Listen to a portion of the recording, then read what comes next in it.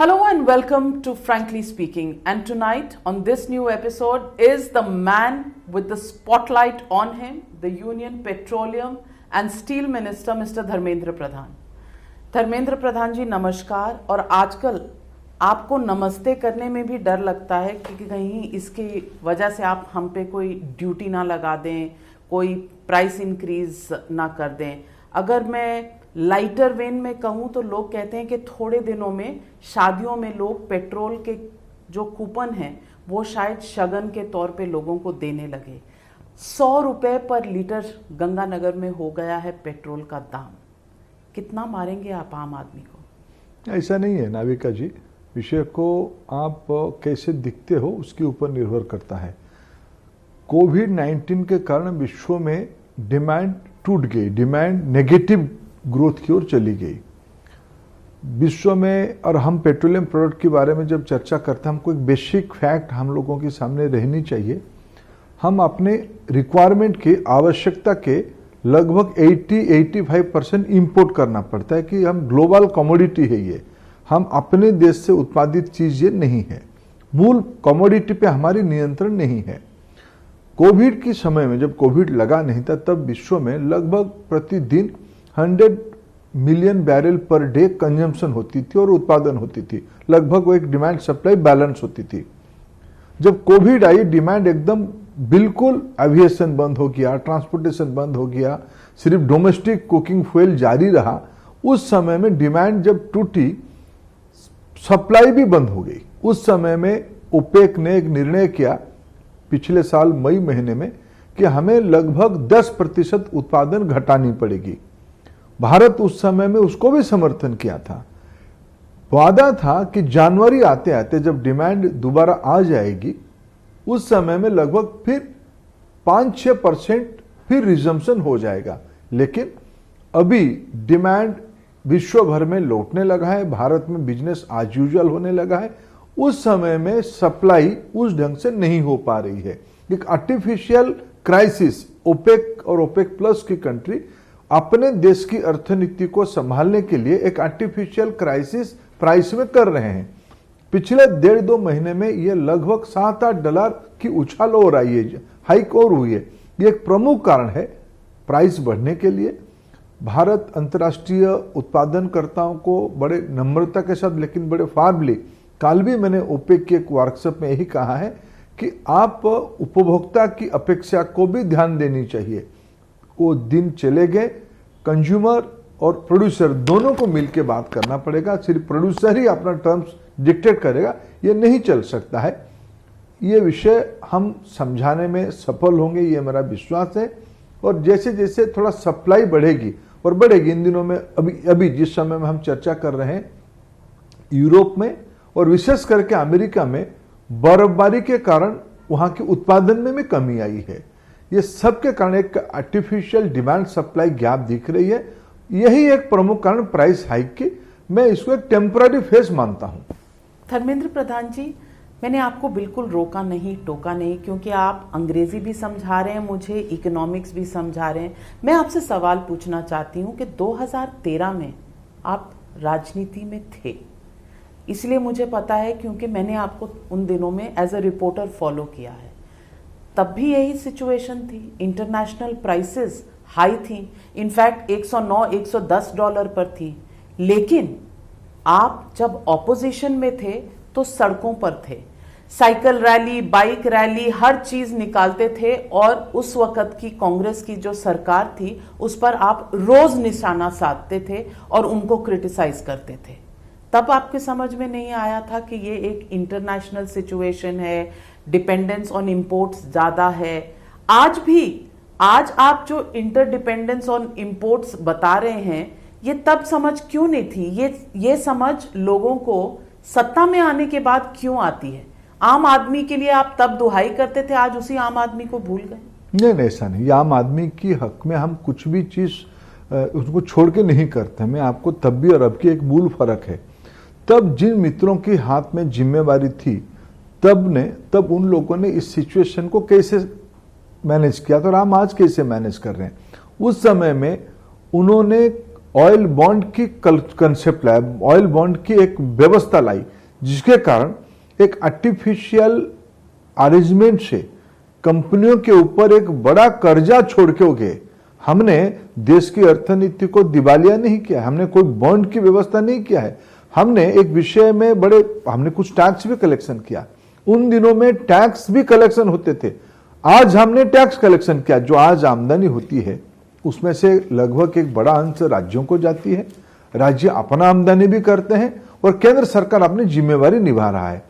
आखिर कोरोना के उपरांत आज जिस स्थिति में हम लोग हैं, नाभिका जी, ये इस बजट की विशेषता क्या रही है? बजट में हम लोगों ने 34% खर्चा बढ़ाया है, हेल्थ सेक्टर की खर्चा बढ़ाई है, किसानों की एमएसपी, प्रधानमंत्री किसान सम्मान निधि में व्यय और रेलवे, रोड, ये सारे इंफ्रास्ट्रक्चर में हमने खर्चा बढ़ाए हैं। ये कहां से लाए? You are changing your story. पहले आप कहते हैं कि इंटरनेशनल सिचुएशन की वजह से हमने दाम बढ़ाए, अब आप कह रहे हैं कि हेल्थ रीजंस, इंफ्रास्ट्रक्चर स्पेंडिंग। आप एक रीजन बताइए ना। This is why I am saying you keep changing the goal post. No, Navika, it's not fair to put the perspective in this way. There are primary two reasons. This is international commodity. We have to go by the international price parity. Number one, I don't have any hesitation to admit this fact, and in the floor of parliament recently, in this last session of Rajya Sabha and Lok Sabha, I have candidly and categorically mentioned all these points. I have not changed my track. This government is consistent in certain things. In a welfare state, to carry forward the welfare programs of the government, and at this difficult juncture, you have to take care of health, you have to take care of employment opportunity, you have to invest on the infrastructure. How do you organize your resource? You have to be transparent. This is the earning of government. Government is spending, capital spending of government has increased up to 34%. We are organizing from government resources. There is no third opinion. There are categorical two things. This is international commodity, one, and we have to spend. Government spending has to be much more at this difficult juncture in the welfare sector, in the developmental sector, and we have to give resource to the states also. We have to enable states to earn some money for their own welfare commitment. Candidly, we are putting this fact in the parliament, in the public domain, through your forum also. Well, Mr. Dharmendra Pradhan, if you're so worried about the states, then let me tell you, you have converted the excise duty part of the oil prices into a cess, which is the agri-infra cess. Now, the reason you have done that is because the cess goes into the center's pocket, does not go into the state's pocket. अगर आप excise duty करते हैं तो आपको states के साथ share करना पड़ता है, लेकिन सेस में कन्वर्ट करते तो शेयर करना नहीं पड़ता। तो इतनी हमदर्दी तो आपको स्टेट्स के साथ नहीं है, वरना आप क्यों चेंज करते एक्साइज ड्यूटी को सेस में? नाविका जी, विषय को ऐसे क्यों नहीं आप देखते हैं? क्या किसानों के बारे में सीधा पैसा भारत सरकार की खर्चा होनी चाहिए कि नहीं होनी चाहिए? आखिर हमने पिछले पार्लियामेंट में एक तथ्य दिया, 2014 में जब प्रधानमंत्री और कोई थे, देश में सरकार यूपीए की थी, तब 13-14 में एमएसपी के ऊपर कुल मिला के 92,000 करोड़ रुपया खर्चा हुई थी। अभी पिछले साल हमारी सरकार के अंदर प्रधानमंत्री जी की नेतृत्व में 2,62,000 करोड़ रुपया हमने खर्चा किया। क्या भारत सरकार की व्यय अगर सीधा सीधा किसानों के खाते में जाएगा, क्या वो राज्यों की किसान कहां के है? कोई तो राज्यों की है। डीबीटी के माध्यम से अगर सीधा किसानों के खाते में जाएगा, उसमें असुविधा क्या है? तो उसके अलावा मिडिल क्लास आपके लिए कोई मायने नहीं रखती है? जो मिडिल क्लास की ड्रीम पार्टी थी, जो मिडिल क्लास के पॉपुलैरिटी की वजह से पावर में आई 2014 में, आज उसके ऊपर इतना बर्डन डालने में आपको कोई संकोच नहीं है? मिडिल क्लास को अच्छे रोड हम नहीं दे रहे हैं क्या? मिडिल क्लास को क्या हम अच्छे हेल्थ केयर सिस्टम नहीं दे रहे हैं क्या? 35,000 करोड़ रुपया सिर्फ वैक्सीन में खर्चा हो रही है। यूनिवर्सल हेल्थ की कल्पना की जा रही है। इलेक्ट्रिसिटी आज सभी लोगों को मिल रहा है, तो उसकी लाभ कौन से ज्यादा मिल रहा है? किसको? मिडिल क्लास को मिल रहा है। आज जिएंगे तो कल की सोचेंगे ना। आज की बात मैं कह रहा हूं। कितने लोगों की नौकरियां गई हैं which haven't come back after the COVID era. People have had salary cuts that hasn't been restored yet. I'm asking you that yes, you have to take care of farmers, yes, you have to take care of the poor, but how long will these cross subsidies go out from the middle classes pockets is a question your government needs to look at and needs to answer. Navika ji, you can't ask two questions, contradictory question in one basket. Let me politely answer your question. Why are you forgetting middle? It's not at all. The amount we are spending on the infrastructure developmental area, middle class is going to be the major beneficiary out of that. The service class is going to be the major beneficiary. When I'm talking about service class, my youngsters, those who are into different kind of service sector, service industry, the architect, the engineering consultant, the trader, these are all middle class. अगर देश में ज्यादा कारोबार होगी, railway बनेगा, roads बनेंगे, ports बनेंगे, कारखाना बनेंगे, तो सिर्फ श्रमिक को फायदा नहीं होगा, उस वैल्यू चेन में एंटरप्रेन्योर तक, उसकी प्रोडक्शन हब तक उसको फायदा मिलेगा। सरकार की स्पेंडिंग हम बढ़ा रहे हैं, इकोनॉमी को आज विश्व के सारे विशेषज्ञ, आईएमएफ ने भारत की ग्रोथ चालू वित्त वर्ष में, यानी जो आएगा 21-22 में, आगे आने वाले वित्त वर्ष में जो कुछ महीने भर के बाद चालू होगा, उसमें डबल डिजिट की ओर इंडिकेट किया है। ये कहां से हो पा रहा है? इसीलिए हो पा रहा है, हमने, प्रधानमंत्री जी ने जब कोरोना लागू हुआ, उन्होंने एक विषय कहा था, हमें जान को ध्यान देना है। फिर उन्होंने कहा जान भी चाहिए, जहान भी चाहिए। Live and livelihood, these are two parameters of this government. It's not a health issue only, it's economy issue. अगर हम देश में अर्थनीति और जीविका, जीवन और जीविका दोनों को हम महत्व देंगे तो हमारी अर्थनीति पटरी में रहेगा। विश्व की सारे बड़े इकोनॉमी की हालत को देखिए, यूरोप को देखिए, अमेरिका को देखिए, उस हिसाब से भारत की चैलेंजेस के साथ भी अगर भारत एक वाइब्रेंट इकोनॉमी फोर्स करके इमर्ज कर रहा है तो हमारी रणनीतिकरण हो रहा है। हम पारदर्शी तरीके से, आज हमारे जीएसटी कलेक्शन क्यों बढ़ रहा है? जीएसटी तो टैक्स ही है, इसीलिए बढ़ रहा है। लोगों को इसी में एक पारदर्शी ट्रांसपेरेंट मैकेनिज्म पे भरोसा बढ़ी। नहीं, भरोसा नहीं बढ़ गया, उनकी मजबूरियां बढ़ गई हैं। और मैं मजबूरी की बात आपको बताती हूं। Now let's look at the petrol prices. Base price and freight of petrol in May 2014 was 47.12 rupees. In February 21, the base price is rupees 32.1. Central taxes in 2014 were 10 rupees 40 paisa. Today they are 32 rupees 90 paisa. State taxes in May 2014 were 11.90 paisa and today they are 20.61 paise. Dealer commission in May 2014 was 2 rupees. Today it is rupees 3.68. Retail selling price in May 2014 was 71.41 rupees. Today it is 90 rupees in some places, touching 100 rupees in other places. I want to ask you, is this a temporary situation या आम आदमी ये तय कर ले कि आगे से पेट्रोल का जो दाम है वो 100 रुपए के आसपास होगा? देखिए, मैं आपको एक विषय, ये सारा विषय का उत्तर मैं दे चुका हूं, फिर भी आपको विनम्रता के साथ एक विषय को दोहराना चाहूंगा कि एक अर्थनीति चलती कैसे है और अर्थनीति चलने की गवर्नमेंट रिसोर्स अरेंज कैसे होते हैं। गवर्नमेंट रिसोर्स थ्रू टैक्सेस होते हैं। आज टैक्स कलेक्शन इसीलिए बढ़ रहा है, मैंने आपके सामने कहा कि जनता की भरोसा है कि ये जितना पैसा पाई इकट्ठा करेंगे, रोड में, रेलवे में, एयरपोर्ट्स में, पोर्ट्स में, हेल्थ सेक्टर में, एजुकेशन में खर्चा करेंगे। ये सारे जब खर्चा होती है, ये ट्रिकल डाउन करता है ऊपर से नीचे तक। उसमें से मिडिल क्लास भी फायदा लेता है, वर्किंग क्लास भी फायदा लेता है, एंटरप्रेन्योर भी फायदा लेता है, यूथ को भी फायदा मिलता है। इसी में तो जॉब अपॉर्चुनिटी बढ़ती है। काम ज्यादा होंगे तो जॉब अपॉर्चुनिटी ज्यादा बढ़ेंगे। एक वेलफेयर स्टेट में तरीका क्या होते हैं, और हमने कोई विषय को मैं अस्वीकार भी नहीं कर रहा हूं, कोई छुपाया भी नहीं। इसी विषय को मैं आपके माध्यम से देश के सामने रखना चाहता हूं। हम पारदर्शी तरीके से जो संग्रह करे, इसलिए हमने राज्यों को भी मौका दिया। भारत सरकार भी पैसा संग्रह इकट्ठा कर रहा है, करके री इन्वेस्ट कर रहा है सोशल इंफ्रास्ट्रक्चर में, फिजिकल इंफ्रास्ट्रक्चर में। और मैं आपको एक उदाहरण देना चाहूंगा, यही शायद विश्व की मॉडल है। बड़े बड़े देश, बड़े बड़े अर्थनीति हमारी देश में लगभग आज की जो टैक्स रिजिम है ये कोई नई बात नहीं हो रहा, हमारी देश में ऐसा है ऐसा नहीं है। विश्व की कोई भी डेवलप्ड इकोनॉमी को आप देखिए, प्रोग्रेसिव इमर्जिंग इकोनॉमी को देखिए, सारे इलाका में यही तरीका है विकास की। इसी पथे को हमने सामने लिया भी है और हमें इसी के माध्यम से, अगर आप ईमानदार रहोगे, आप पारदर्शी रहोगे, लोग आपके ऊपर भरोसा करेंगे।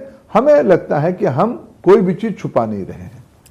Mr. Dharmendra Pradhan, I want to put a few facts for you. In 2014, the crude oil price was $109 per barrel. Now it is around 63.5 per barrel. In the comparative analysis, fuel prices have actually come down. और 2020 में there was a point in March 2020 when these were at the lowest level ever in a decade. लेकिन हमने तब भी किसी को इसमें reduce करके प्राइसेस, किसी की प्रेशर्स रिड्यूस नहीं की। हमने आज भी नहीं की जब आप कह रहे हैं कि ये बढ़ रहा है and production hasn't increased. I also want to ask you that you want to mop up 1.87 lakh crore in FY21 and 4.3 lakh crores in FY22 from the additional cess that has been put. आप ये सब कर रहे हैं, पर आप आम आदमी की नजरिए से भी देखिए, कोविड का दौर अभी खत्म नहीं हुआ है। People who have cars, people who do not want to be in crowded places, for example metros and buses, they don't have an option today. They can't use their cars that are there, and if cars are not used, आपके पास petrol भरने का पैसा नहीं होगा तो आप car ही क्यों रखेंगे? लोग कार खरीदनी बंद कर देंगे। क्या इसका उल्टा असर नहीं पड़ेगा इकोनॉमी पर? I mean, everything is connected. Purchasing power in the hands of the people today is limited. It is the supply problem आप बात कर रहे हैं, यहाँ डिमांड की भी प्रॉब्लम है। और उसमें से अगर एक फैमिली अपना आधा से ज्यादा बजट सिर्फ पेट्रोल के दाम पर ही खर्च कर दे तो उसका घर कैसे चलेगा? नाविका जी, जो फैक्ट आप कह रहे हो, फैक्ट आपकी इंफॉर्मेशन और मेरे इंफॉर्मेशन में थोड़ा दिमत है, और फैक्ट और कुछ कहता है, जो रियलिटी है, जो डाटा है और कुछ कह रहा है। इन दिनों में ऑटोमोबाइल्स की सेल बढ़े हैं। इन दिनों में मंथ ऑन मंथ बेसिस पे पेट्रोल डीजल की ग्रोथ हुई है, एलपीजी की ग्रोथ हुई है। एविएशन फ्यूल को छोड़ के इंटरनेशनल मार्केट में एविएशन इंडस्ट्री में रेस्ट्रिक्शन कारण वो बढ़ नहीं पाई है। ये सारा ऑटोमोबाइल और फ्यूल कंजम्पशन दोनों बढ़े हैं। और बाकी रहा, मैंने कहा प्रश्न का एक ही उत्तर है कि हमने कुछ पैसा बचाया, बचा के राज्यों की विकास और केंद्र ने अपनी योजनाओं पे देश की अर्थनीति को गति देने के लिए अगर ट्रिकल डाउन होता है, उसकी फायदा देश के सारे वर्गों को मिलता है। किसान को मिलता है, महिला को मिलता है, यूथ को मिलता है, मिडिल क्लास को मिलता है, सर्विस सेक्टर को मिलता है। इसलिए आप रास्ता बताइए। गवर्नमेंट में एक इक्वी डिस्ट्रीब्यूशन ऑफ रिसोर्स की माध्यम क्या है? प्रोजेक्ट्स ही तो है, उसकी इंप्लीमेंटेशन तो ही है। अगर सरकार ईमानदारी से सारे काम को कर ही रहा है तो पैसा तो सभी के पास इक्वली जा ही रहा ना, सबकी कंट्रीब्यूशन के हिसाब से जा ही रहा। You are saying that you have to take care of farmers. Then if you were taking care of farmers, then why are there protests on the streets? Why are people, farmer protests sitting on the borders of Delhi for the last almost 3 months? Why is that happening? I'm asking you a question, and the charge against you is that while you say you are being transparent, while you are saying all this is being done for the common good of the common man, the fact is there are different segments of people who are dissatisfied with the way things are being handled. Farmers उधर dissatisfied है, आम आदमी इधर dissatisfied है petrol के कीमत से। तो आप खुश किसको कर रहे हैं? देखिए, ऐसे चीजों को अगर हम देखेंगे कि अभी कुछ असेसमेंट आप ही लोगों के माध्यम से सामने आई थी, उसमें से आज भी प्रधानमंत्री देश की सबसे भरोसामंद व्यक्ति है। तो ये भी तो असेसमेंट है, आप ही लोगों ने, हमने तो आपने कोई विषय नहीं रखा था, आप ही लोगों की असेसमेंट है। बाकी रहा किसान के बारे में, देखो मैंने आपको एक बताया कि 2013-14 में एमएसपी की दाल, धान और गेहूं के ऊपर लगभग 90-92 हजार करोड़ रुपया था। आज जो बढ़ के इसी साल इस 3 कमोडिटी पे 2,60,000 करोड़ रुपया हुआ है। उसके बाद भी कुछ किसानों के मन में कुछ कंफ्यूजन है। सरकार खुले मन पे उनसे चर्चा कर भी रहा है, आगे भी करेगा। बाकी किसी को सियासत करना है, किसी को टूल किट की भरोसा लेना है, उसके ऊपर हमारी कोई उत्तर नहीं है। तो आप समझ रहे हैं जो ये टूल किट है, फॉरेन हैंड आपको इसमें भी नजर आता है, फॉरेन हैंड आपको पेट्रोल के प्राइसेस में भी नजर आता है। वहां ओपेक के ऊपर आप दोष देते हैं, यहां ग्रेटा थनबर्ग के ऊपर दोष देते हैं, खालिस्तानियों के ऊपर दोष देते हैं। माई पॉइंट इज, मैं तो सब नाम नहीं कहा, मैंने तो कहा कि मेरे एमएसपी की आप फैक्ट के ऊपर तो आप तर्क करोगे ना, तथ्य के ऊपर तो तर्क नहीं, करोगे पर ना। आपने टूल किट का नाम लिया तो मैंने कुछ लोग टूल किट तो ग्रेटा थनबर्ग ने ही ट्वीट किया था। किसी सब आदरणीय है, मैं लेकिन एक विषय को कहा कि एक टूल किट एक सिंबल बना है। अभी की जो नैरेटिव चला है उसी में से एक सिंबल के नाते उसको एक समझ के लिए हम लोग यूज कर रहे हैं। कुछ लोगों को अगर 100 रुपए पेट्रोल भी एक सिंबल बना है, निश्चित रूप में हम, लेकिन 100 रुपया एक कार्टून निकला था किसी अखबार में कल, जहां एक ही मोटरसाइकिल पर 4 लोग बैठे हुए हैं। वो कह रहे हैं कि हम फाइन दे देंगे, क्योंकि 2 लोग से ज्यादा अलाउड नहीं है किसी मोटरसाइकिल पर, तो हम फाइन दे देंगे, लेकिन 4 मोटरसाइकिल निकालने में पैसे इतने नहीं है कि हम भर सकें। नहीं नाभिका जी, मैंने कल, आपने ही मेरे को उस कार्टून को भेजा था, उसको मैंने देखा है। मैं प्रजातंत्र में आलोचना को और परामर्श को कोई अनादर नहीं करता हूं, यही प्रजातंत्र की तकाजा है। लेकिन मैं एक ही विषय को कहूंगा कि मैं पारदर्शी तरीके से हमारी सरकार की नीति को देश के सामने रखा है। आज जब दुनिया की अर्थनीति हिल रहा है, वो अपना एक दुविधा में खड़ा है, भारत की अर्थनीति एक रोरिंग अवस्था में आया है। इसीलिए आया है कि हम विकास कर रहे हैं, हमको लोग भरोसा कर रहे हैं। वेल, इन 2013 ऑयल बॉन्ड्स तो कोई छुपा कर नहीं किए थे, कांग्रेस पार्टी ने भी, उन्होंने भी पारदर्शिता दिखाई थी, उन्होंने भी दुनिया को बता के ही ऑयल बॉन्ड्स दिए बड़े थे। विनम्र में ना, अभी वित्त मंत्री जी ने जब अपने बजट में राज्यसभा में आदरणीय चिदम्बरम जी ने इस बार बजट की कुछ तथ्य के बारे में उल्लेख किया, तो पूरा वित्त मंत्री जी ने इस बार कुछ चिट्ठियां खोला है कि आपके हिसाब कैसे रखते थे। और मैं ऑयल बॉन्ड के बारे में कहूं, ऑयल बॉन्ड कोई बजट के हिस्से से जिम्मेवारी नहीं लिए थे, वो तो कंपनी के ऊपर वो भार दे के गए थे, वो कोई पब्लिक डोमेन की चर्चा में नहीं किए थे। चिंता तो उसी विषय की है। कांग्रेस पार्टी और राहुल गांधी ने आप पे सीधा निशाना मारा कि आपको बिल्कुल भी आम आदमी की चिंता नहीं है, और राहुल गांधी कहते हैं आप तो अडानी अंबानी की सरकार हैं, हम दो हमारे दो, क्रोनी जीवी हैं आप। राहुल गांधी को आप क्या कहेंगे? मैं चुप रहना चाहूंगा। राहुल गांधी ने बोलती बंद कर दी। नहीं, राहुल गांधी जी की अज्ञानता के बारे में हम क्या कहें। राहुल गांधी जी, आज एक सोशल मीडिया में चल रहा है कि राहुल गांधी जी कहीं 1-2 दिन पहले पंडिचेरी में जाके प्रधानमंत्री जी को कहे हैं कि आप क्यों एक मछुआरों के बारे में विभाग नहीं खोल रहे। और इसी सेशन में उन्होंने उसी विभाग के मान्यवर मंत्री को उन्होंने प्रश्न पूछा है, और गिरिराज सिंह जी ने कल ही कहा है कि मान्यवर राहुल गांधी जी 2019 से मोदी जी ने फिशरी मिनिस्ट्री खोला है, 20,000 करोड़ रुपया मत्स्य संपदा विकास निधि खर्चा करने की योजना बनाई है। उन्होंने इटालियन में समझाया था। इसीलिए नहीं, वो गिरिराज जी का अपना लहजा है, अपना तरीका है, लेकिन मैं इसलिए कभी राहुल गांधी जी को गंभीरता से, मैं व्यक्तिगत रूप में, हम उम्र के राजनीतिक कार्यकर्ता है, मैं जब वो पहली बार आए लोकसभा में, मैं भी उस लोकसभा में आया था, मैं उनको बहुत गंभीरता से लेता नहीं, उनकी पार्टी ही नहीं लेती, तो मेरे को छोड़िए, देश के लोगों को छोड़िए। तो दूसरी बात पूछूंगी, in the field of petroleum, प्रधानमंत्री जी ने 2 दिन पहले कहा था कि पहले की सरकारों ने इतना सोचा नहीं कि फ्यूल इंपोर्ट पे इतनी डिपेंडेंस नहीं होनी चाहिए, लेकिन जब आपकी सरकार आई तो आपने कहा था 77 डिपेंडेंस से लेके 2022 तक 67% आप डिपेंडेंस को 10% नीचे ले आएंगे। ये तो होता हुआ नजर नहीं आ रहा है, क्योंकि डिमांड तो बढ़ी है, 15% बढ़ी है पहले से भी। तो आज Navika ji, today India is the number 3 energy consumer in the globe is one side. In another side, our per capita energy consumption is 1/3 of the global average. India is an aspirational country.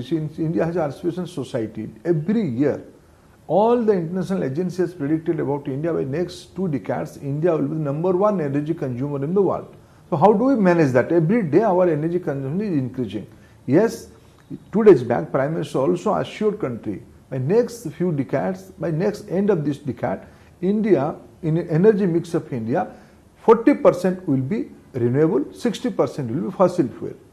मैं अगर आपको कहूं 2013 में अटल जी ने ethanol blending programme शुरू किया। Ethanol की सीधा सीधा फायदा देश के किसानों के है, देश की गन्ना इकोनॉमी में जुड़े हुए लोगों के पास है। उस कार्यक्रम को 2004 से 14 ठंडे बस्ते में रख दिया गया। जब 14 में हम लोग काम संभाले, प्रधानमंत्री जी ने काम संभाला, तब हम लोगों ने पाए कि एथेनॉल ब्लेंडिंग अपनी रिक्वायरमेंट की 0.67% होती है, जो जिसका मूल्य 500 करोड़ से नीचे था। इसी साल हम लोगों ने उसको बढ़ा के 8% 5 करवाए, जिसके मूल्य लगभग 20,000 करोड़ रुपया है। यही हमारे कंक्रीट कदम है टुवर्ड्स इंपोर्ट डिपेंडेंसी घटाना। Compress biogas, solar power, wind power, biodiesel, ethanol, यही सारे हमारे उपक्रम है जिसमें हाइड्रोजन इसी बार बजट में। डिपेंडेंस ऑन इंपोर्ट्स कम हुई कि नहीं, वो तो नहीं होगा ही। ये देखो कब होगा, 7 साल हो गए। मैंने आपको कहा कि मैं 6 साल के अंदर हमने कहा कि 500 करोड़ रुपया की व्यवसाय को हम लोगों ने 20,000 करोड़ रुपए तक पहुंचाए, और मैं स्पष्ट दिख पा रहा हूं आने वाले 5 साल के अंदर ये संख्या बढ़ के 1 लाख करोड़ रुपया तक होगी।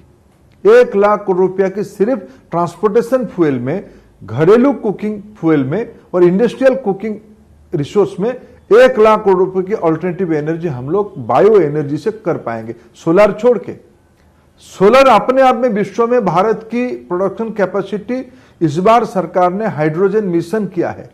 हाइड्रोजन मिशन की यही उद्देश्य होगा, हमारे देश में जितना सोलर एनर्जी उत्पादित होती है, ये सारे सोलर एनर्जी का एक साइजेबल चंक हाइड्रोजन में कन्वर्ट होगा। अभी उसकी स्केल आएगा तो उसकी कॉस्ट भी घटेगी।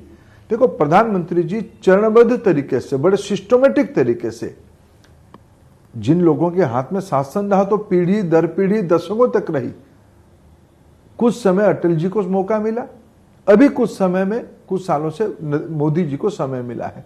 ये दोनों को अगर हम मिलाएं, भारत को आत्मनिर्भरता की ओर ले जाने के लिए, विशेष करके एनर्जी में, जब हमारी एनर्जी की कंजम्पशन विश्व में नंबर 1 हो जाएगा, तब तक हमारी योजना बने। और ये से इंफ्रास्ट्रक्चर सब है, इसको रातों रात नहीं कि प्लग को खोल दो दूसरे प्लग को लगा दो, इसकी थोड़ा गेस्टेशन पीरियड लंबी होती है। लेकिन फिर भी आज हम लोगों ने जब आया, देश में हमारे पास 15-16 हजार किलोमीटर गैस पाइपलाइन था अभी, और ईस्टर्न पार्ट में नगण्य था, 0 था। आज देश की ईस्टर्न पार्ट में प्रधानमंत्री ऊर्जा गंगा, बरौनी से गुवाहाटी और गुवाहाटी से आगे इंद्रधनुष पाइपलाइन से देश की पूर्वोत्तर की 8 राज्यों में पाइपलाइन की काम चल रहा है। कल प्रधानमंत्री जी रामानंदपुरम से टूटीकोरिन 143 किलोमीटर के 700 करोड़ रुपया खर्चा करके गैस पाइपलाइन लगाए। ये सारा विषय इन्हीं दिनों में हुए हैं। इसी पर मैं एक सवाल पूछना चाहती हूँ, क्या ये एक महज इत्तेफाक है? Is it a coincident that many projects are coming up in Bengal, in Tamil Nadu, in Kerala, now you are saying in Assam as well? I want to ask you, do projects get completed with the calendar of elections in states? उसमें गलत भी क्या है? अगर हम प्रजातंत्र में विकास को अपने चुनाव की मुद्दा बनाना चाहते हैं और हम अपने कामों की परफॉर्मेंस के ऊपर लोगों को आशीर्वाद मांगते हैं, तो उसमें गलत क्या है नाविका जी? तो फिर अगर डेवलपमेंट आपका मुद्दा है, तो डेवलपमेंट की जगह आप जय श्री राम को इतना बड़ा मुद्दा क्यों बना रहे हैं बंगाल में? और क्यों आप उसी पार्टी को तोड़ रहे हैं जिस पार्टी की रोज आप क्रिटिसिज्म करते हैं, जिनको करप्ट कहते हैं और जिन पे करप्शन के चार्जेस हैं बंगाल में, उनको आप बीजेपी में शामिल कर लेते हैं? Will you be a party with the difference, और will there be no difference between the TMC and the BJP by the end of this election? देखिए नाविका जी, मैं इस विषय को समझ नहीं पा रहा हूँ। जय श्री राम को लेके वहां की लोग, मैंने देख दो नेता नेत्रियों की इतनी नाराजगी क्या है? रामकृष्ण परमहंस जी के नाम पे रामकृष्ण लगा है, तो क्या हम बंगाल में और हमारी इस भारत में रामकृष्ण जी का नाम लेना भूल जाए? नहीं, पर उसका इलेक्शन से क्या ताल्लुक? हमें क्या पता? लेकिन अगर हम तो देश के सामान्य लोग राम राम कहते हैं, ऐसे कुछ लोगों को आपत्ति भी थी कि वंदे मातरम हम क्यों कहेंगे, लेकिन आजादी का नारा तो वंदे मातरम। तो डेवलपमेंट की चर्चा क्यों नहीं करते आप? राम पर क्यों रुक जाते? तो हम तो डेवलपमेंट करें तो आप कह रहे हो चुनाव में क्यों कर रहे हो? हम तो विकास की बात कह रहे हैं। हमने बंगाल में 88 लाख महिलाओं के घर में प्रधानमंत्री उज्ज्वला में प्रधानमंत्री जी ने मुफ्त में गैस कनेक्शन पहुंचाया। ये डेवलपमेंट नहीं है क्या? अगर बंगाल में प्रधानमंत्री किसान सम्मान निधि लागू नहीं होता है, आयुष्मान भारत योजना लागू नहीं किया जाता है, क्या प्रजातंत्र में मैं इस विषय को प्रश्न नहीं उठा सकता हूं? क्या इसको आप डेवलपमेंट की राजनीति नहीं कहोगे क्या? देखो, कौन किसको क्या दिखता है, और बाकी हम तो किसी को तोड़ते नहीं है। अगर लोग उनको छोड़ते हम क्या, हमें तो करप्शन फिर मुद्दा नहीं रहता? लोग अगर उन्होंने अभी हमारी बहन लक्कड़ चैटर्जी ने एक बढ़िया शब्द, आप तो बंगाल से जन्मे हो नाविका जी, आप पूर्वी भारत की वो कोलोकियल भाषा को समझोगे। वहां तो बुआ भतीजा के ही अत्याचार पे उन्हीं की पार्टी के लोग छोड़ रहे हैं। वहां उन्होंने एक शब्द कहा, जो हो रहा है सब भाईपो कर रहा है, भाई की बेटा कर रहा है। भाईपो हम उड़ीसा, बंगाल, आसाम में एक ही भाषा में कहते हैं भाईपो। वो तो वहां भाईपो के ऊपर नाराज होकर लोग, उन्हीं के लोगों ने, उनकी पॉलिटिकल भाइयों ने छोड़ के आ रहे हैं। तो हम राजनीति में जो ताकतवर लोग हैं और उनको आपके लेंगे। मन में कोई द्वेष नहीं है, कोई करप्शन के चार्जेस हो, कुछ भी हो, आप सबको गले लगा लेते हैं, खास करके वो तृणमूल से आए। राजनीतिक ताकत जिनकी है, समाज में उनकी ओहदे हैं, उनको साथ में हम लेते हैं। तो then corruption doesn't matter. Corruption कौन सी विषय है? करप्शन कोई किसी पे कोई आरोप है, कोई माने दोषी है, हम कहां लेते हैं? बीजेपी की वेबसाइट पर वीडियोस थे जो नारदा, शारदा, रोज वैली स्कैम्स के, उसमें शुभेंदु अधिकारी के वीडियोस थे और उनको उतार दिया गया जिस दिन वो पार्टी में शामिल हुए। तो करप्शन इशू नहीं है। तो 2014 की जो आपकी जीत थी वो करप्शन के मुद्दे पे थी, क्योंकि स्कैम्स के एलिगेशंस थे कांग्रेस सरकार पर। आज आप कह रहे हैं करप्शन मुद्दा ही नहीं है। देखिए, उस समय में स्कैम के तार जुड़े हुए थे बड़े घर तक।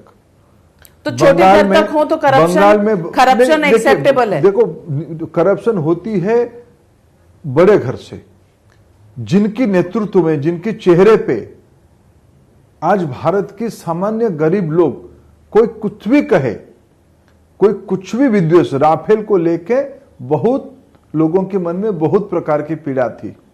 आज राफेल इस बार भी 26 जनवरी को अपनी ताकत के साथ भारत की सेना की हिस्सा बन के उड़ रहा था। ऐसे नहीं आता है। करप्शन कहने से करप्शन नहीं होता है, करप्शन करने से करप्शन के आरोप लग जाते हैं। तो आपने जो पहले आरोप लगाया था शुभेंदु अधिकारी पे, वो गलत था? अभी तो भाईपो बुनियाद था। अभी तो तब भी था और आज भी मूल मुद्दा तो भाईपो है। अच्छा, करप्शन इशू ही नहीं है। करप्शन के ऊपर है वो। आज सारे तार बंगाल की सारे तार एक ही जगह पे। करप्शन वाली फिल्म का हीरो बदल गया है। शुभेंदु अधिकारी होता था, अब भाईपो हो गया है। कभी कभी हीरो बदलते नहीं है। मूल घर ऐसे ही था और उसके ऊपर तब भी आपत्ति था और आज भी वहां की जनता की उसी में आपत्ति है। तृणमूल कांग्रेस की नेता है महुआ मोइत्रा, उन्होंने आपको चंदाजीवी बुलाया है। आप आंदोलन जीवियों की बात करते हैं, वो कहते हैं आप चंदाजीवी हैं, जहां जाते हैं चंदा लेते हैं। और उसके ऊपर लोगों ने और भी एलिगेशन लगाया है कि आप जो चंदा लेंगे उससे आप 5 स्टार कल्चर और 5 स्टार इलेक्शन कैंपेन खड़ा करेंगे बंगाल में, और प्राइवेट प्लेन्स में, जैसे वहां से आप राजीव बैनर्जी और कई तृणमूल के नेता जो तोड़ के इस तरफ ला रहे हैं, वो प्राइवेट प्लेन्स में ट्रैवल कर रहे हैं। ये है 5 स्टार कल्चर जो आप पे एलिगेशन लगाई गई है। इस पे आप क्या चाहते हैं? प्रजातंत्र है, सबकी अपना अपना मत है, जनता वही तय करेगा, जिनको पसंद होगा जनता उनको ही तय करेगा। तो चंदाजीवी का आरोप सही है? कुछ विषयों को चुप रहना उचित होता है। महुआ दीदी ने कुछ कहा है तो इस पे आप चुप हैं, आप एक्सेप्ट करते हैं कि आपकी पार्टी देखो सारे विषय को। नाविका जी, मैं मेरे कुछ बुनियादी मत है, मैं सारे प्रश्नों के उत्तर देना कोई आवश्यकता नहीं मानता हूं। विशेष करके जो नॉन सीरियस चीज है उसको क्या उत्तर दें, मैं मेरा संस्कार क्यों छोड़ूं? मैं आपसे पूछना चाहती हूं, संस्कार आप कह रहे हैं, लेकिन इलेक्शन के दौर में तो कई चीजें एक दूसरे को कहते हैं, उस वक्त संस्कार कहाँ जाते हैं? बहरहाल पुराने फॉर्मर चीफ मिनिस्टर हैं कांग्रेस के, रह चुके हैं सिद्धारमैया जी, उन्होंने कहा वो हर चीज के लिए चंदा देंगे, हर राम मंदिर के लिए चंदा देंगे, लेकिन ये राम मंदिर जो अयोध्या का है वो डिस्प्यूटेड साइट पे है, उसको चंदा नहीं देंगे। अगर सिद्धारामैया जी को भारत की न्याय व्यवस्था पे विश्वास नहीं है तो जब मुख्यमंत्री होके शपथ लिए थे, संविधान के ऊपर हाथ रख के तो शपथ लिए थे, संविधान की तो शपथ लिए थे। संविधान में हमारी न्यायपालिका तो एक प्रमुख विषय व्यवस्था है। अगर उनको भारत की न्यायपालिका, वहाँ विवाद है कि नहीं है, कुछ लोगों के मन में था, भारत की जनता के मन में कभी नहीं था। फिर भी एक आंदोलन हुई, उसमें एक वितर्क हुई, कोर्ट कचहरी तक बात गया, नीचे से ऊपर तक सुप्रीम कोर्ट ने उसकी ऊपर स्पष्टता दी और वही रामलाला जी की मंदिर है, जन्मस्थान हुई है, वही मंदिर होनी चाहिए। वो भारत सरकार को डायरेक्शन आया, सरकार एक ट्रस्ट बनाई, मंदिर ट्रस्ट बना रहा है। आप उसमें चंदा दो ना दो या आपकी पुण्य के ऊपर निर्भर करे, लेकिन आप उसको विवादित स्थान कहोगे तो आपको भारत की व्यवस्था पे, संविधान पे विश्वास नहीं है। तो ये कांग्रेस की अपीजमेंट आप कहेंगे इसको, या कांग्रेस की हेट्रेड विद द बीजेपी? देखिए, कांग्रेस पार्टी कभी इस विषय पे अपने मत छुपाया नहीं है, उनकी नीति दोहरी है। जब सुविधा हुआ ऐसे चीजों को अपने तरीके से कहते हैं।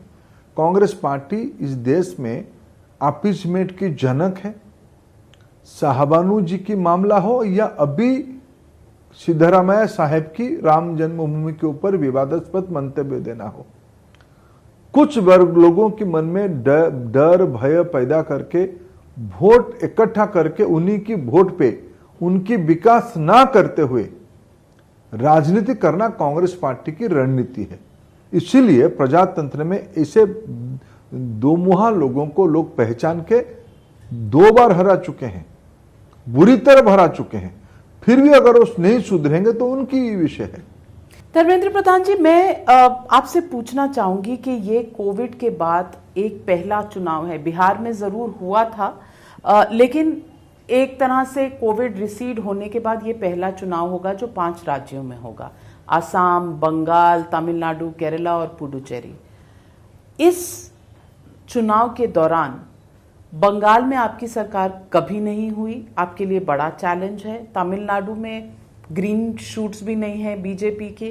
पुडुचेरी की सरकार आपने हिला दी। केरला में बीजेपी का कोई खास महत्व, कोई खास अस्तित्व नहीं है। क्या इस चुनाव को एक मिनी रेफरेंडम कहा जाए तो इसको आप कैसे लें? देखिए, आप पत्रकार मित्र हर एक चुनाव को एक कॉनोटेशन से बांध देते हैं। पिछले बार सिर्फ बिहार नहीं हुई थी, बिहार के साथ देश की गुजरात से लेके मणिपुर तक पूरा देश में, कर्नाटक में हुई थी, मध्य प्रदेश में हुई थी, कई राज्यों में बाई इलेक्शन हुए थे। एक प्रकार से एक बड़ा रेफरेंडम भी था। प्रजातंत्र में हमारे देश की जो शेड्यूल है, चुनाव होते रहते हैं। हर एक साल में प्रति वर्ष कुछ न किसी प्रदेश के चुनाव होते हैं और चुनाव को भारतीय जनता पार्टी गंभीरता से लेती है। चुनाव को जीतने के लिए हम लड़ते हैं, राज्यों में सरकार बनाने के लिए लड़ते हैं। हम भी चुनाव केरल हो, तमिलनाडु हो, पुडुचेरी हो या बंगाल या हमारी आसाम में हो, हम वहां की राजनीतिक सत्ता हासिल करने के लिए चुनाव लड़ रहे हैं। हमारी कन्विक्शन है देश में विकास होनी चाहिए, देश में वैकल्पिक सरकार आज केंद्र में मोदी जी के नेतृत्व में चल रहा है। उसी दृष्टि को, सबके साथ सबके विकास और सबके विश्वास वाले फिलोसफी को अगर हम देश भर में इकट्ठा कर पाएंगे, लागू कर पाएंगे, तब जाके 21वीं सदी में देश एक महाशक्ति होगा। यह हमारी पॉलिटिकल कन्विक्शन है। उसी काम पे हम लगेंगे। हर एक चुनाव हम ऐसे दिखते हैं। लेकिन पंजाब का जो पंचायत इलेक्शंस हुआ, जो लोकल बॉडी इलेक्शंस हुए हैं कल, उसमें कांग्रेस सब जगह जीत रही है, तो ये भी एक रेफरेंडम है क्योंकि बीजेपी का कोई अस्तित्व नहीं है और आपके फॉर्मर पार्टनर्स अकालियों का भी कोई अस्तित्व नहीं है इन इलेक्शंस में। तो क्या आप ये आज मानने के लिए तैयार हैं कि पंजाब की जनता ने बीजेपी को तो नकार दिया? देखो नाविका जी, हमें प्रजातंत्र पे भरोसा है। चुनाव में हार जीत लगे रहता है। भारतीय जनता पार्टी 1984 को भी देखा है, आज 2021 में हम लोग इकट्ठा हैं। हम इस प्रकार के राजनीतिक कार्यकर्ता नहीं है कि जीत हमारी है, पट मेरा नहीं है, ऐसे नहीं होता है। दोनों को स्वीकार करना पड़ता है। हम प्रजातंत्र के पुजारी हैं। जनसंघ के जमाने से आज भारतीय जनता पार्टी तक हम डेमोक्रेटिक वैल्यू पे विश्वास करते हैं और चुनाव हम जितने के लिए लड़ते हैं और आगे भी लड़ते रहेंगे। और जम्मू और कश्मीर में अगर सामान्य स्थिति है, अगर आपने जो किया है वो लोगों को वहां मंजूर है, तो फॉरेन ऑनवॉयज जा सकते हैं, लेकिन पार्लियामेंट्री पार्टीज नहीं जा सकती, लोकसभा मेंबर ऑफ पार्लियामेंट्स नहीं जा सकते। ये कहां का न्याय है? देखिए, जम्मू कश्मीर एक विशेष परिस्थिति में गुजर रहा है। वहां कई प्रकार की तरह तरह की भांति भांति की बात को रखा गया था, लेकिन आज कई जगह पे पहली बार जम्मू कश्मीर के अंदर, उधर लद्दाख में स्थानीय चुनाव हुए, नगर पालिका के चुनाव हुए, स्थानीय लोगों को हक मिला है, विकास आज वहां हो रहा है, कोई भी उसको देख सकता है, कोई चीज छुपा हुआ नहीं है। तो मनीष तिवारी जी कांग्रेस के नेता हैं, उन्होंने ट्वीट किया है कि European envoys are going but members of parliament. Ghulam Nabi Azad साहब वहां नहीं जा रहे हैं क्या? क्या फारूक साहब वहां नहीं गए हैं क्या? आप तो कुछ दिन पहले कहते कि फारूक साहब कहां हैं। आप देखो, मनीष तिवारी जी किस पृष्ठभूमि में कहें उसको स्पष्टता मेरे पास नहीं है, लेकिन मेरे जानकारी में कोई किसी को बंधन हुआ नहीं है जाने के लिए। बाकी कुछ मन में किसी की शरारत करने के लिए होगा तो वहां की प्रशासन कुछ कार्रवाई किया होगा तो अलग बात है। मैं आपने टूल किट का एक रेफरेंस दिया। टूल किट के मामले में मैं ये पूछना चाहती हूँ आपके कि एक पूरे देश में एक हलचल मची जब दिल्ली पुलिस ने एक 22 साल की बच्ची को गिरफ्तार किया for her participation in the tool kit editing. अब लोगों ने यह सवाल उठाया है कि एडिट करने के लिए, 2 लाइन एडिट करने के लिए क्या सेडिशन का चार्ज लगना चाहिए? 96% of the sedition cases in this country that have happened mostly after the BJP government came to power, and most of these cases are about people calling the government or the prime minister in critical terms. I want to ask you, is sedition a very flimsy ground to start arresting young students, young children, young professionals? देखिए, ये young और old की विषय नहीं है नाभिका जी। देश की कुछ संवैधानिक व्यवस्था है, कुछ कानून है। अगर दिल्ली पुलिस ने तथ्य प्रमाण के साथ कुछ विषय को रखा है, वो रखा है। ये कुछ छुपा के दिल्ली पुलिस नहीं किया है। कोई 2 लाइन की एडिट और 4 लाइन शब्द जोड़ दिए, ऐसे नहीं है। कुछ तथ्य, कुछ प्रमाण पब्लिक डोमेन में भी आया है। ये जितना आप सहज जिसको चैलेंज किया दिशा रवि ने, वो उनकी, इसीलिए तो डेमोक्रेसी है, इसीलिए उनका भी अधिकार है अपनी बात रखने के लिए, रख ही रहे। लेकिन ये सारा विषय को दिखने के लिए, और इस देश इतना मैच्योर हो चुका है, इतना डेमोक्रेटिक वैल्यू में इस देश शुरू से विश्वास कर रहा है। So then is the sedition charge democratic? ये विषय तो कॉम्पिटेंट अथॉरिटी की काम है। आप और हम उस विषय पे ओपिनियन दे सकते हैं, लेकिन इसकी कॉम्पिटेंस के बारे में, जुडिशियल कॉम्पिटेंस के बारे में बताने वाले तो एजेंसी होंगे या अथॉरिटी होगा। Are you seeing this as a restriction of freedom? Not at all, not at all. Or is this a law and order? देखो, it's a simple law and order issue। इसको अपने agency को, और ये पहली बार नहीं, भारत जैसे एक देश में, डेमोक्रेटिक देश में, ये इस प्रकार की कुछ मत आप रखोगे, उसके ऊपर आलोचना करने वाले 2 लोग। यार, इस देश में तो अतिवादियों को भी समर्थन मिला है, इस देश ने उसको भी स्वीकार किया और सामने किया है, इसलिए उसमें कोई मत नहीं। कोई अलग आप ऐसे कर दिए, वैसे कर दिए, कहने में कोई आपत्ति नहीं है। लेकिन इस देश की संविधान, कानून व्यवस्था पुख्ता है। कुछ तथ्य प्रमाण के आधार पे एजेंसियां कुछ काम किए हैं, एजेंसियां also accountable, they will be answering to the authority. ऐसा नहीं है कि कोई अपने मन से कर देगा। ये कोई बनाने रिपब्लिक भारत थोड़ी ना है। भारत एक मैच्योर डेमोक्रेसी है। आज हम असहमत, ये गलत है कहने की, काम कहां होते दुनिया में? आधे देश में तो कह ही नहीं सकते हो आप इस विषय को, उतने में आपको और कुछ हो जाएगा। भारत में आप कह पा रहे हो, भारत में डेमोक्रेटिक वैल्यू है, इसको आलोचना किया जा सकता है, लोग अपना मत रख रहे हैं, रख भी सकते हैं, लेकिन उसके अर्थ नहीं है आप लाल किले पे 26 तारीख में आप तिरंगा झंडा को उतार दोगे। अगर इसी के ऊपर फिर वितर्क होगा तो उसको क्या कहा जाएगा? Mr. Dharmendra Pradhan, we've spoken on a variety of issues, but before I wrap up this episode of Frankly Speaking, I want to ask you, straight 9 days increase in prices of petrol and diesel. Do you think a respite for the people of India is in order? Navika ji, I am also equally concerned and very तो tax कम कर दीजिए ना। No, it's not that way. It's not that way. It's not so simple कि आप tax कम कर दो। Vaccine का क्या करेंगे, लोगों की रोजगार का क्या करेंगे, सर्कुलर इकोनॉमी का क्या करेंगे। ये सारे विषय की बड़ी जिम्मेवारी के साथ संभालना पड़ता है चीजों को। हम जो काम कर रहे हैं आज, ये क्यों नहीं सोच रहे कि आज हम विश्व में उत्पादनकारी देशों को हम कह पा रहे हैं कि ऐसे नहीं चल सकता है, आपको बंद करना पड़ेगा, और बंद करना शुरू भी किए हैं। लेकिन कुछ चीजों की अब कुछ चीज हमारे हाथ में भी नहीं है। ग्लोबल फैक्टर काम कर जाते हैं। वेस्टर्न में बर्फबारी हो जाएगा, इसको आप क्या कहोगे? उत्पादन 3-4 मिलियन बैरल पर डे घट जाएगा एक्सीडेंटली, उसको क्या करोगे? इसको मैं कहूंगी कि अगर 2013 में भी यही था और आज भी अगर यही अगर आप समझ रहे हैं तो फिर बहाना तब था कि बहाना अब है। देखो कोई बहाना नहीं है। 2013 और 21 के अंदर 2019 की कोविड-19 भी आया है।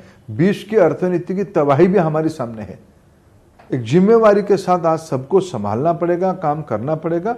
और मध्यवर्गीय हो या गरीब लोग हो, कोई मुद्रास्फीति की अर्थनीति में ना जाए, लोगों को कष्ट ना हो, यह हमारी सरकार की प्राथमिकता है। लेकिन पिछले दिनों में 2013 में किसी को 8 महीने तक भारत की भंडार खोल के 80 करोड़ लोगों को मुफ्त में अन्न देना नहीं पड़ा होगा। ये पहले कभी स्थिति आई नहीं थी। ये कोई सामान्य बिजनेस आज यूजुअल नहीं है नाभिका जी। हम एक विशेष परिस्थिति में गति कर रहे हैं। आज दुनिया में अन्य देश कहां खड़े हैं? हमारे पास 2020 मार्च में एक सेट पीपी किट नहीं बन पाता था। आज हम नेट एक्सपोर्टर बने हैं। हमारी मेडिसिन उन दिनों में विश्व की दर्जनों देशों को पहुंचा के हमने जिम्मेवारी संभाली। आज विश्व के अनेक देश भारत में निर्मित वैक्सीन को अपेक्षा कर रहे हैं। यह भारत है। ये सारे चीजों में आप एक नी जर्क रिएक्शन पे कुछ चीजों को ये नहीं तो वो नहीं क्यों, ऐसा नहीं हो सकता है। Well, I leave the judgment to the people of this country, but for the moment I'd like to say thank you very much mister Dharmendra Pradhan.